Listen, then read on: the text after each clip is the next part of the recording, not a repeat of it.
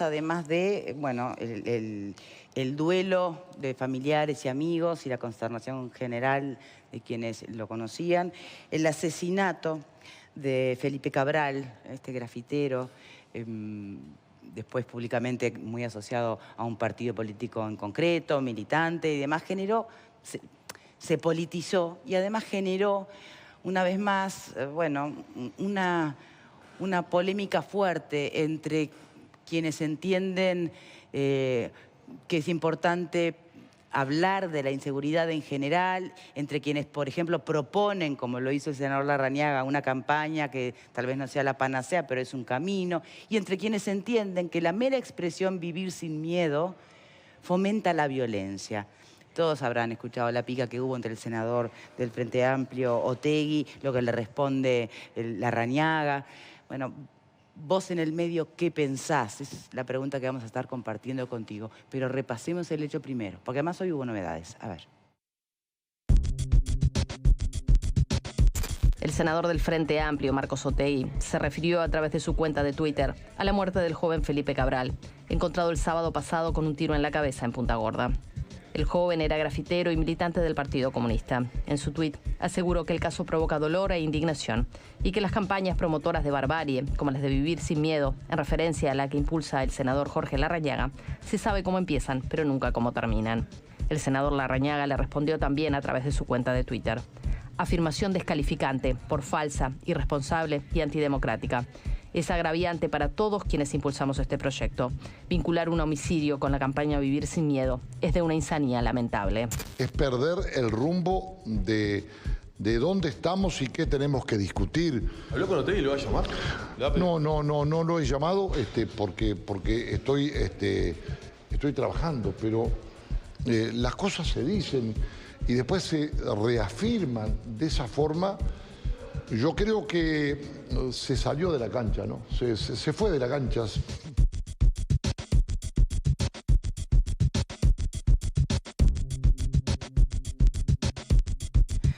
Bien, y hoy está acompañándonos Marcelo Abdala, secretario general del PIT-CNT, porque el PIT-CNT arranca la contracampaña a Vivir sin Miedo. Buenas tardes, bienvenido. Un gusto, como siempre. Bien, y más allá de analizar después en profundidad el espíritu, ¿no?, de lo que es una contracampaña a la de Vivir sin Miedo, me gustaría detenerme primero en estas interpretaciones que estamos haciendo como sociedad y atribuyendo intenciones, ¿no? Yo recuerdo que originalmente a la inseguridad desde las autoridades se manejaba que era sensación térmica, después que había responsabilidad de los medios de comunicación, sin duda que hay una parte que es así, pero después la realidad nos dio una cachetada a todos en la cara, con cifras récord de inseguridad, de homicidios, y la sensación justamente de que salís a la calle y no sabes si volvés. Ya ni siquiera hay zonas que uno puede decir zona roja, ¿no? Es general.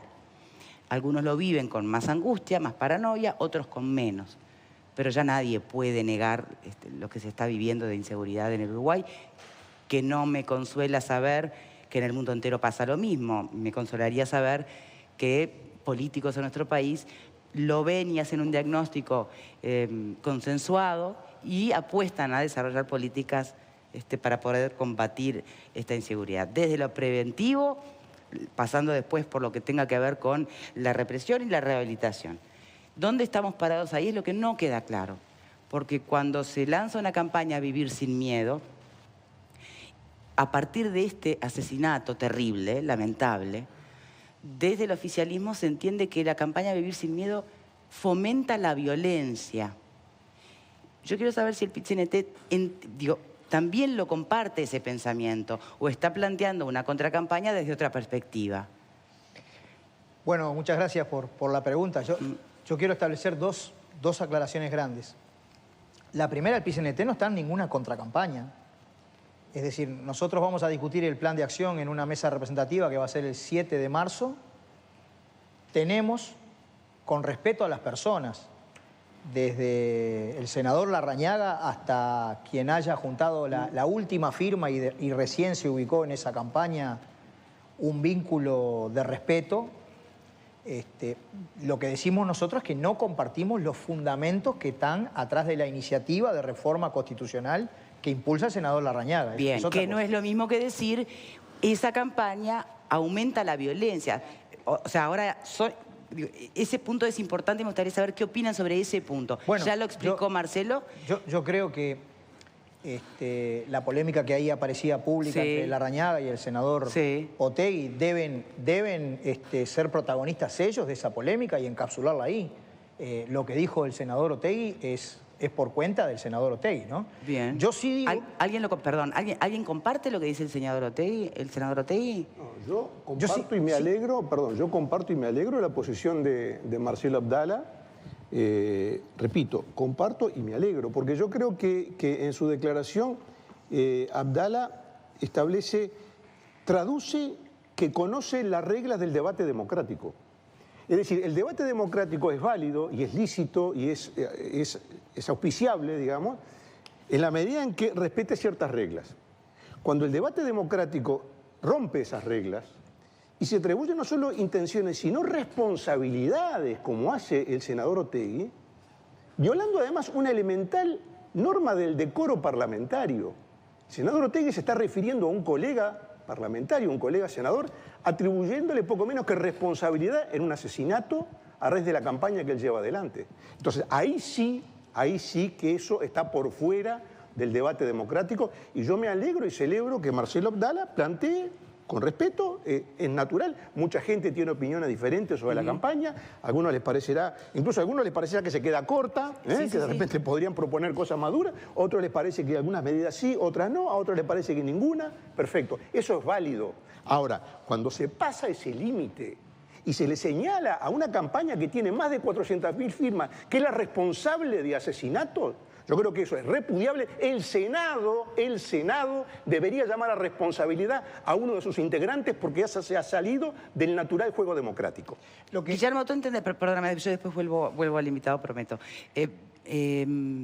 ¿Vos interpretás, Guillermo, por ejemplo, que a partir de la campaña y del eslogan Vivir sin miedo se está incitando a la gente a armarse y a ir a matar chorros por ahí?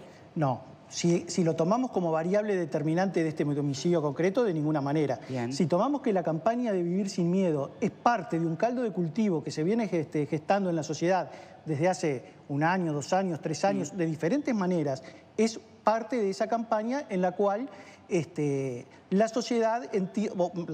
un sector de la sociedad entiende este tipo de cosas. El senador Larrañaga va y se abraza con una persona que dice mano dura y plomo y se saca la foto promocionando la campaña. En la comisión directiva de Vivir sin Miedo hay una integrante que tuiteó primero murió liberarse, ahora otro, son una manga de delincuentes. Eso lo hizo una persona que es integrante de la comisión, que la presentó Larrañaga como integrante de la comisión. Esa persona tiene una concepción de la vida y tiene una concepción de lo que es la política que no es la del respeto, ni mucho menos, y que sí está generando un caldo de cultivo para que sucedan determinadas cosas. Pero esa persona es representativa del sentir de las 400.000 que firmaron la petición. Larrañaga me dice que sí. Por algo la sienta ahí al lado de Silvia Ferreira cuando hace la presentación y dice, mira, acá todos somos nosotros. Cuando Larrañaga va y se saca una foto con un candidato a diputado en Salto que dice plomo, arriba me está diciendo, estos somos nosotros. Entonces, eso es una parte. Hay 400.000 personas que la firmaron, Guillermo. 400.000 personas. En el Uruguay, el 30% de la población, si vos le preguntás a un rapinero reincidente de pena de muerte, te dice que sí. Entonces, que haya 400.000 personas que firmen, me parece que son pocas, podría haber más. Y va a haber más, y van a tener 600, 700.000 votos, y no va a ir mucho más allá de eso. Pero el punto es entender, es tratar de debatir si efectivamente el eslogan Vivir sin Miedo se vincula a vayamos a la calle a reventar a todos, o se vincula a lo que... Porque fíjense ustedes, a partir de la polémica del senador Otegi Larrañaga, el propio precandidato Vergara dice, yo parto de la base y entiendo que vivir sin miedo es salir a la calle y que no te maten.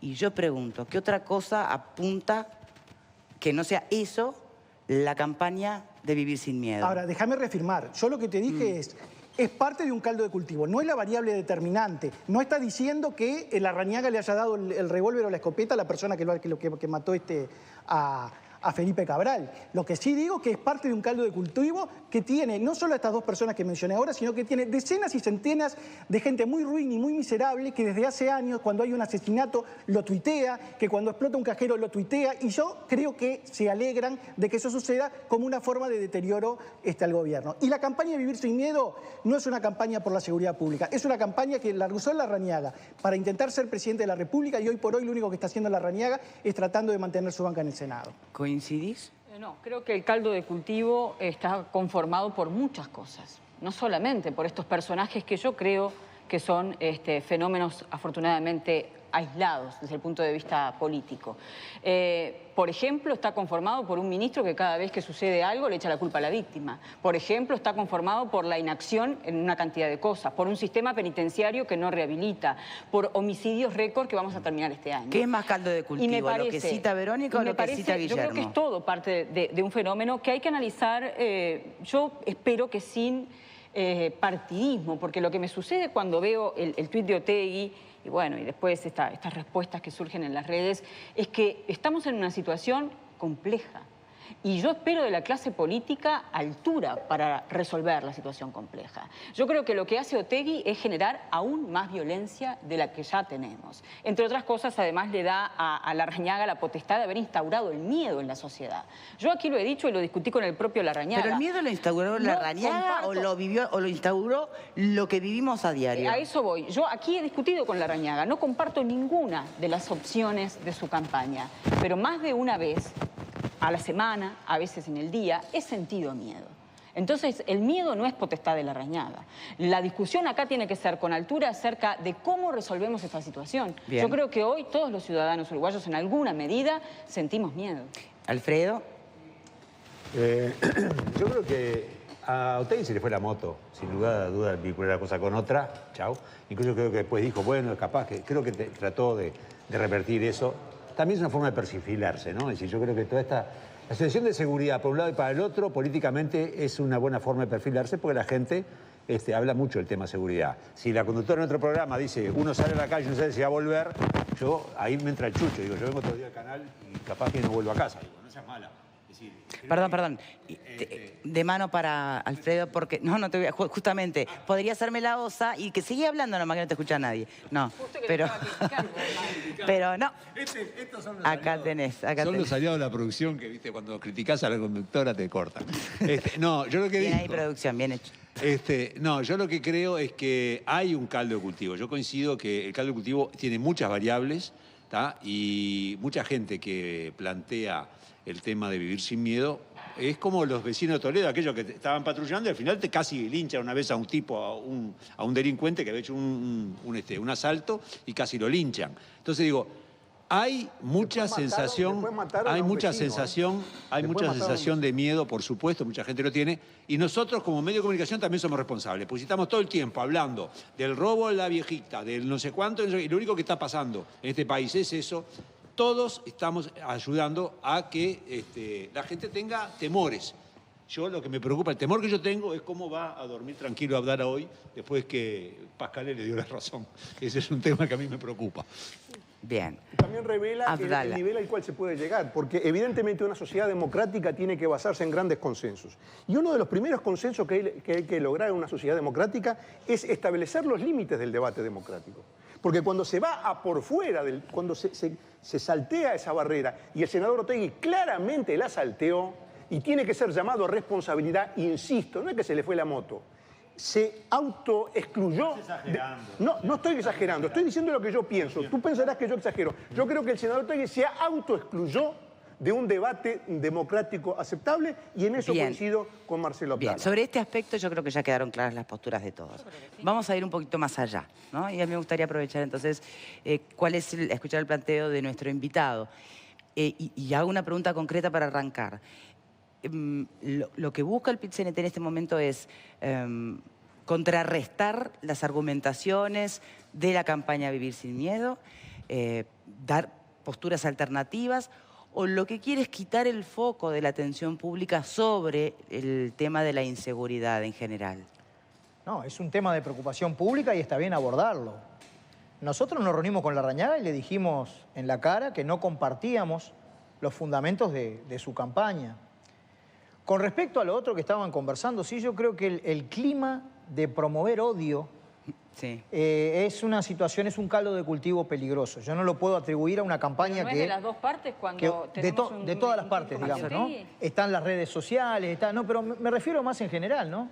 Yo creo que el Estado legítimo tiene, según Max Weber, la utilización legítima de la violencia es lo que caracteriza, el monopolio de la utilización de la violencia De es la lo que fuerza, caracteriza al Estado legítimo. de la fuerza, no de la violencia. Si no es legítima, hay insurrección, digamos, hay resistencia, hay lucha, pero yo creo que el clima de odio no ayuda. Con respecto a esta cuestión, nosotros tenemos una serie de razones y de fundamentos.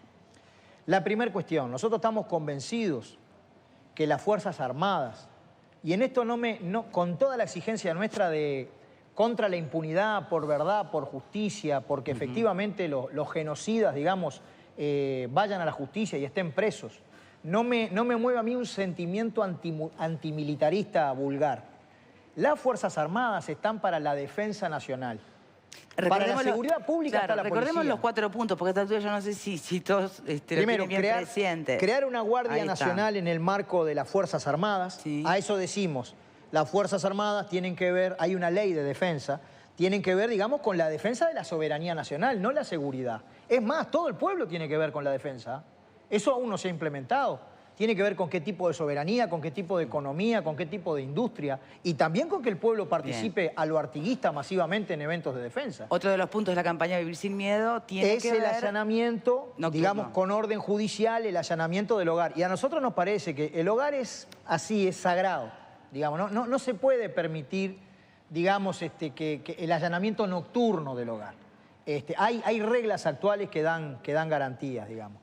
Sobre ese aspecto, ¿a usted no le parece que muchas veces el no poder, ni con orden judicial mediante, ingresar a un hogar en la noche, obviamente no cualquier hogar, un hogar en el que la policía, si confiamos en ella, tendrá por inteligencia la presunción significativa de que ahí puede estar ocultándose el delincuente? En el caso de la propuesta de Larrañaga ya no sería la policía, serían las Fuerzas Armadas, ¿no? Bueno, pero dejando de lado la... Para verlo integral el planteo. Nosotros creemos ahí en la inviolabilidad del hogar. Aun cuando en la noche, digamos, como de la tradición que nosotros tenemos, que bueno, eso nos parece que es mejor conservarlo, dejarlo, que da garantías adicionales. Bien, obviamente de día, postura. por resolución judicial, ya se puede hacer. Está bien, es una postura. Otro punto. Hay elementos que tienen que ver con, reconocido de parte, acá no lo decimos nosotros, con la propia viabilidad política de la propuesta, digamos. Es claro que va a haber un plebiscito, pero desde las propias filas del Partido Nacional, distintos actores que hoy están en plena faena, digamos, para la elección interna de junio, han dicho de la dificultad para aplicar esa reforma. Es decir, tiene un conjunto de ingredientes. ¿Qué opinan sobre otro de los puntos que en concreto es el que tiene que ver con la pena perpetua revisable, la cadena perpetua revisable? Hay toda una discusión ahora sobre el Código de Proceso, sobre el derecho penal, que yo creo que la sociedad en general, somos todos parte de la sociedad, tenemos una posición bipolar, digamos, ¿no? Si uno pregunta en general, dice, bueno, cuanto más delincuentes estén presos, mejor. Digamos, es la única salida meter a todo el mundo preso, si es posible, cadena perpetua y 30 años más. Pero, pero quienes dicen eso, y al mismo también tiempo, están diciendo... También significa que digan, y no me importa si no se rehabilitan, y no me importa si no salen nunca o son torturados. La situación de las cárceles, bueno, es bastante cuestionable que la cárcel sea una institución pensada para que se restituya a nadie a la vida civil, ¿no? De por sí eso es bastante cuestionable. Pero además, ¿cómo están? La cárcel es... Si un delincuente está en primaria, cuando cae preso, sale de la cárcel y salió de la universidad. Es decir, es la universidad, la escuela superior del delito. Tenemos que buscar maneras diferentes de atacar ese proceso, ¿no? Por esas razones es que nosotros no estamos de acuerdo con la propuesta concreta, digamos, ¿no? Bien. Otra cuestión más. Sí, perdón. Hay evidencia empírica, hay evidencia histórica. ¿Dónde se aplicó esto? Tomemos por caso la situación en Río de Janeiro. Digamos que es justamente el lugar en donde se aplicó la intromisión militar, digamos, en la seguridad. Yo muestro la foto porque me da gracia. Si yo voy a estar en una ciudad así, el vivir sin miedo se convierte en que prolifera el miedo, ¿no? Es realmente... Pusieron a los militares a encargarse de temas de seguridad pública. Repito, los militares para defensa, la policía para seguridad. No es menor esa raya que hay. Y tuvo un 61% más de tiroteo en la ciudad de Río de Janeiro. La lógica militar es que veo que algo se mueve y disparo. Es una lógica de guerra. No es lo mismo que la seguridad, los criterios que tiene que manejar un policía a la hora de defender, digamos, los derechos humanos, a la hora de defender... Por esa razón a nosotros nos parece que es una iniciativa desde el respeto. Digo, tenemos una buena relación con Larrañaga, pero nosotros no compartimos Está bien, acá estamos para escuchar distintas opiniones. Me gustaría pasar a la tribuna, Diego. Sí, yo estoy en contra particularmente de la campaña de Vivir Sin Miedo. Pero me parece legítima, así como me parece legítima una contracampaña. Ahora, no me parece legítimo el utilizar un asesinato como parte de esa contracampaña, y tampoco soy afín de las campañas que dicen no por decir no, pero no traen ninguna propuesta para mejorar el problema, que pasó hace 5 años y me parece que está pasando de vuelta. Aunque, repito, no estoy a favor de la campaña de Vivir Sin Miedo, no firmé ni pienso votarla. Bien. José Luis. Bueno, antes de que se hubiesen juntado las firmas y que tuviésemos en esta campaña y que se conociera incluso el logo, me parece que la opinión nuestra había sido la misma. Creo que habíamos advertido de que cuando tú estás diciendo o planteando el tema del miedo, deberías preguntarte a qué miedo te estás refiriendo, porque si tú haces una campaña de vivir sin miedo es porque estás planteando que la sociedad tiene miedo a algo. Y acá el problema más grande que hay es que la sociedad, sin darse cuenta, lo que le tiene miedo es al diferente. Entonces, cuando en los discursos aparecen la división entre los otros y nosotros, los buenos y los malos, los pichis y los buenos, vos por ser un portador de cara en la calle, estás en un verdadero problema. Y eso es lo que genera el miedo. Yo no lo voy a relacionar directamente con la campaña y allá la discusión, como decía recién Abdala, entre los dos senadores, que me parece una aberración que se tuviera que callar la boca a algún senador porque supuestamente se salió de los códigos democráticos de diálogo. El diálogo se está perdiendo en la calle porque cuando tú el miedo lo tenés al diferente, lo tenés al miedo al pobre, al de color, o porque es comunista y estaba pintando un cartel que es un artista callejero y le tocas una bala que está dentro de uno de los eslóganes más grandes, como decían recién, ¿no? de un diputado que está llevando una campaña que te dice plomo, ¿no? Tocarle plomo al diferente, al distinto, al pichi. Ese es el problema que tenemos nosotros. Ese es el problema que tenemos nosotros cuando se plantea el tema de la campaña del miedo. Si la queremos relacionar o no relacionar es otra historia. Pero me parece que hemos tenido más que expresiones y movimientos en muchos barrios, no hay que ir muy lejos, para saber que justamente esto es como un germen, ¿verdad? Que tenemos que de alguna manera ponerle racionalidad, tenemos que ponerle cabeza pensante, tenemos que ponerle verdaderos debates y saber de que no pasa la seguridad por militarizar las calles, por invadir el hogar a las 3 de la madrugada en una casa, por extender a un límite tal la legítima defensa, por ejemplo. Bien. O todas esas cosas que lo hemos visto no solo acá, sino que lo estamos viendo en los países linderos. Bien. Germen, no germen, y más allá de las cuotas de responsabilidad atribuibles según la perspectiva de cada uno a distintos tipos de discursos, lo hemos dejado crecer, ¿o no? ¿Se dejó crecer o no? El micro. Sí, acá menciona José Luis que le pegaron a un comunista un balazo por estar pintando un cartel. Me parece que vincular, no sé de dónde sale, porque todavía, no sé, a menos que José Luis tenga acceso a ciertos informes, estamos en peligro todos los que pintamos un cartel, entonces todos los que vamos de pintada o de pegatina de noche, yo no creo que pase por ese lado, porque en realidad el vínculo político es el que se le quiere dar cuando todavía la investigación no está concluida a este asesinato, a esta muerte. Me parece que eso sí es campaña electoral, eso sí es campaña política, ¿no? Me parece que también es lo que está haciendo el senador Marcos Otegui cuando menciona, embarra la cancha y termina hablando de esta muerte como de algo político. Porque también, y hablando de estigmatizar, yo creo que Gustavo Leal y el Ministerio del Interior, cuando tira abajo con la topadora casas enteras y hablan de un barrio específico o de otro barrio específico como Zona Roja, y que esa es la única solución que están presentando, el gobierno con esas acciones son parte mismo del caldo de cultivo que se está generando en la sociedad. Bien. No, en todo caso, mi solidaridad y mi sentimiento humano pesado con Felipe Cabral, con su familia y con la gente que lo conocía y lo quería. Hoy nuestra mesa representativa hizo un minuto de silencio porque no nos gusta este asesinato, sea por las razones que sean. Nos da mucha duda, digamos, en qué marco se da. Sabemos que él era un activo militante y que hacía pintadas calificadas, que estaba sacando una foto al lugar porque él solamente pintaba casas abandonadas y que en ese momento lo asesinaron.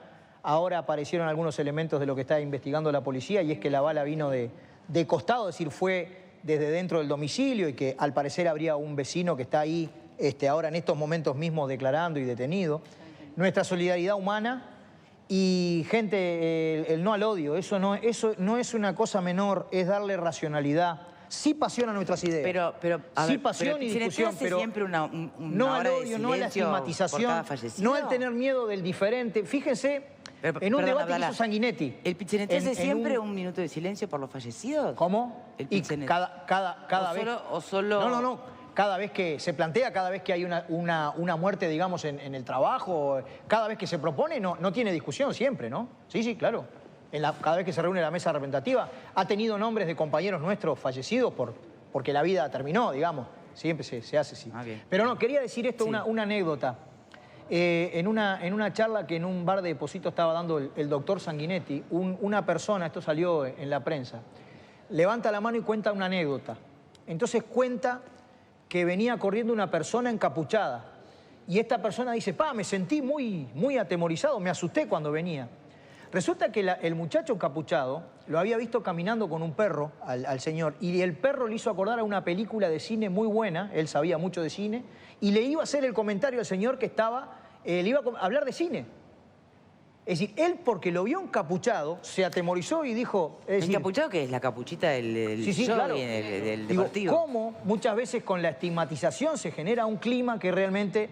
Yo llamo ahí a la racionalidad del debate apasionado, cada uno defendiendo su punto de vista, su interés, pero a lo Hannah Arendt. Es decir, ella decía, lo que lucha, lo que polemiza son nuestras ideas. Los individuos, las personas, hay que resguardarlo, digamos, y eso creo que es un buen espíritu democrático, ¿no? Bien. Gracias, Ano Pascal. No, yo creo que el debate es legítimo, vuelvo a insistir, y yo no voy a entrar en el tema, digamos, de las medidas concretas y demás. Por suerte vivimos en una sociedad democrática donde el pueblo se va a expresar. Y lo que me llama la atención de la posición de Marcelo Abdala es que coincide con todos los voceros militares que yo he escuchado que han sido consultados sobre la reforma. También los militares están en contra de la reforma. O sea, es una coincidencia también, ya que Alfredo García le parece algo pintoresco que yo coincida con Abdala. A mí también me parece pintoresco que Abdala coincida con los mandos militares en este tema. Simplemente una anécdota al pasar, porque parece que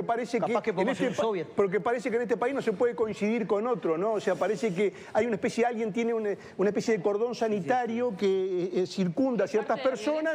Claro, parece que hay un cordón sanitario donde las personas de antemano ya están impedidas de coincidir. O sea, yo coincido con Abdala, Abdala coincide con los militares. ¿Y cuál es el problema?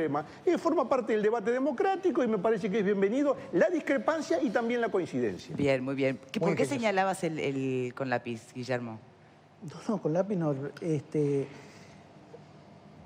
único que está, de los estamentos de la sociedad, el único que está de acuerdo con la reforma es Larrañaga. Ningún otro líder político está de acuerdo, no están de acuerdo los policías, no están de acuerdo los militares, no está de acuerdo el PIB, no está de acuerdo la iglesia, no está de acuerdo nadie. ¿Por qué? Porque esta campaña no es una campaña por seguridad, es una campaña que lanzó Larrañaga para juntar votos. Votos para él, para tratar de ser presidente de la República, no para promover una reforma de la Constitución, no, eso es anexo. No, es decir, entonces, en política lo que hay que hacer siempre, para entenderla, es juzgar las intenciones, porque es la única forma de comprenderla que hay. Y la intención de Larrañaga es esa. Ahora bien, con respecto a lo que es si es o no, qué características tiene el asesinato de Felipe Cabral, es sin duda un asesinato político. Yo no sé si porque aparte no era comunista, no era del Partido Comunista, eso se aclaró. Cuando nosotros decimos en Colombia hay tantos asesinatos, en México hay tantos asesinatos y todo esto, bueno, este asesinato que pasó de Felipe Cabral, a menos que venga algo muy raro que no se va a dar, que si viene, vendré y me desdiré, tiene un carácter de lo mataron por su condición de lo que aparentaba ser. Eso es un asesinato político. ¿En qué te basás para lo mismo que se le preguntaba a José Luis? ¿En qué te basás? ¿Sabés en qué me baso? En que los asesinatos en el Uruguay son por cuatro causas. Por ajuste de cuentas, femicidios, fruto de rapiñas que se van de madre o altercado entre dos personas que uno termina matando al otro. Entonces, no hay hipótesis hoy por hoy que no pase por la de un asesinato a una persona por ser diferente, a una persona porque había pintado un grafitis. Eso, cuando se descubra el asesinato, claro, de pronto no se descubre nunca, porque hay tantas cosas que han quedado impunes en este país, como quedan impunes en este país las decenas y decenas de atentados que hubo contra las marcas de la memoria, que hubo contra el memorial de los desaparecidos, porque entre otras cosas vivimos en una sociedad que se ha acostumbrado en buena parte a la impunidad o que determinados sectores de la sociedad tienen que ser impunes porque durante muchísimos años, así con el mismo reduccionismo que se hace, por ejemplo, en la campaña Vivir sin Miedo, se hizo un día el reduccionismo de la teoría de los dos demonios, que la puso Sanguinetti, Wilson Ferreira fue de furgón de cola y atrás del todo el Partido Nacional. ¿A qué programa vinimos? Yo estoy un poco perdida. Me parece que esta cuestión de cargar las tintas, cargar las tintas ideológicas y hacer esta cuestión de, bueno, porque si se mira de una manera o se mira de la otra, creo que es lo que nos está haciendo tanto daño. Esto ¿qué tiene que ver el asesinato de este muchacho con la impunidad de los militares? ¿Vos pensás que no tiene que ver? Mira, yo creo que no. Que la sociedad uruguaya que no tiene que ver en este caso concreto. Que vos decís que de muchas partes no tiene nada que ver con que vivimos en una sociedad que estuvo signada durante años y años por la impunidad y con una cultura de la impunidad. Bienvenida al Uruguay cuando llegues. Bueno, mira, yo creo que lo que tenemos que hacer es debatir las alternativas. Tú hablabas de las intenciones y por supuesto si estás en campaña electoral van a haber intenciones, pero lo que tenemos que debatir son las propuestas. Y entonces yo quisiera preguntarle a Marcelo, ¿el PIT-CNT va a tratar el tema de la seguridad como un tema que afecta a los trabajadores? Porque tú decías, bueno, todavía no tenemos determinados lineamientos, pero me parece que es tiempo de darnos cuenta que quienes están siendo víctimas hoy de la inseguridad son los más vulnerables. Quienes más son víctimas son los más vulnerables. Estamos hablando de trabajadores que están siendo abatidos por la inseguridad. Me parece que ese es un tema que el PIT-CNT más tarde, más temprano, va a tener que tratar, no solo estando en contra de, sino también proponiendo. Bueno, no solamente hemos propuesto, sino que hemos ejecutado. Desde la modestia, ¿no? Primero, no es nuestra especialidad. Una cosa que a un dirigente sindical se lo convoque para ver cuál es la ley laboral que tiene que aplicarse, la política internacional no es la especialidad y se ha pronunciado varias veces sobre el tema. No es la especialidad, pero la mitad del mundo del trabajo de la actividad privada está conectado internacionalmente. Si yo no sé lo que pasa en la industria automotriz en Brasil, en Argentina, me quedo sin trabajo acá y no tengo ni idea de por qué, ¿no? Se refiere al apoyo a Maduro, Abdala, seamos honestos. No, me refiero a varios internacional, temas, ¿no? creo que internacional es el planeta completo. Hemos tenido... Yo digo lo siguiente, desde el punto de vista de la seguridad, nosotros hicimos una propuesta, la implementamos, y lamentablemente se dejó de usar, que no era la panacea ni la varita mágica, pero que echaba una mano. Me refiero a esto. Chiquilines en conflicto con la ley, menores en conflicto con la ley. Es decir, cuando recién se empiezan a socializar las formas que luego, cuando son mayores, repercuten en delitos que muchas veces causan nuestro horror.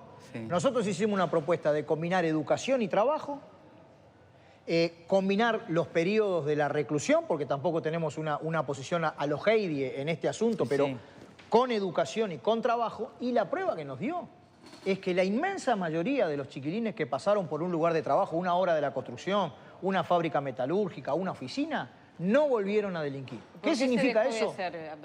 Tú decías que se dejó de hacer. Lamentablemente eso se lo tenés que preguntar a las autoridades de lo que antes era... digamos, antes era el INAU, ahora es el INISA. El INISA, ¿no? Porque tuvo como 3 nombres. Sí. ¿Por qué lamentablemente no se desarrollaron más convenios con el movimiento sindical? Pero la experiencia en eso era clave, ¿no? Esto que yo digo, ¿resolvía el problema? No. No, yo no me animo a decir, pero ayudaba. Nuestro planteo que estamos haciendo con la gente, básicamente de la industria de la confección, de la aguja, que van a los lugares de reclusión de mujeres y empiezan a promover formación profesional, trabajo para que cuando salgan tengan laburo, en la aguja particularmente. ¿No podemos ver una cuestión más general en eso?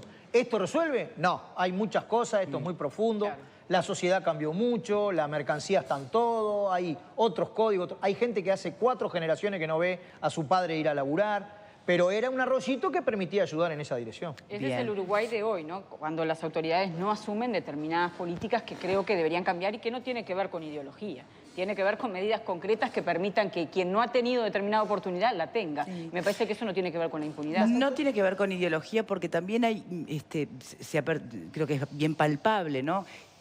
No tendría. Está, porque, por ejemplo, con la palabra represión hay cierto manejo lleno de complejos por parte de las autoridades, ¿no? Que empieza ahora a tener un camino diferente, pero ¿no ha sido acaso un término que ha generado y que ha confundido con mensajes al país entero? Que el asunto es que algunos no asumieron el Uruguay de hoy, se quedaron en un Uruguay del pasado. Bien. No, el problema es que hay un Uruguay del pasado que nunca fue asumido por mucha gente y que es la raíz de muchas de las cosas que hoy pasan. Se dice que el gobierno no asume. El gobierno asume. Todos los años el Ministerio del Interior mete, y el Poder y el Sistema Jurídico y el Sistema Judicial meten 6.000 presos por año. Entonces, cuando se dice... Los deja a merced de lo que suceda. No, perdón, Guillermo, después de la pausa es la reflexión final de los panelistas. Me queda un minuto en este bloque y me parece que le corresponde a nuestro invitado poder cerrar. ¿Por dónde le gustaría a usted escuchar hoy a los precandidatos, al suyo, a todos en general, focalizar el tema de la inseguridad? Primero que nada, tiene que haber un shock de educación. Eso hay que resolverlo. Yo cargo las tintas y llamo la atención. Para nosotros esto es muy importante, el desarrollo que ha tenido la educación técnica, la UTU en particular, y otras formas de educación técnica, el vínculo entre educación y trabajo. En segundo lugar, tiene que haber un plan de cambiar la matriz productiva, generar más trabajo de calidad, es decir, las dos cosas simultáneamente. Naturalmente, el delito se reprime, en eso para nosotros la fuerza que está encargada de eso es la policía. Tiene que haber un diálogo mucho mayor, digamos, entre la policía y el Poder Judicial. Hay que someter a la prueba de la vida el nuevo Código de Proceso. Y encontrar una sociedad cada vez más igualitaria, más integrada, con más derechos humanos. No es el paraíso, pero... Usted menciona todo lo primero, es prevención. Pero también habla de represión cuando corresponda. Exactamente. Bien. Y ojalá también escuchemos candidatos hablar de finalmente poder inyectar lo que necesiten los sistemas penitenciarios para que puedan rehabilitar, ¿no? Estas cárceles hay que erradicarlas, ¿no? Así, en realidad es una fábrica de delitos. Bien, tenemos que hacer una pausa y muchísimas gracias por habernos acompañado. Marcela Abdala, secretaria general del PIT-CNT. Un gusto. Ya venimos con los panelistas.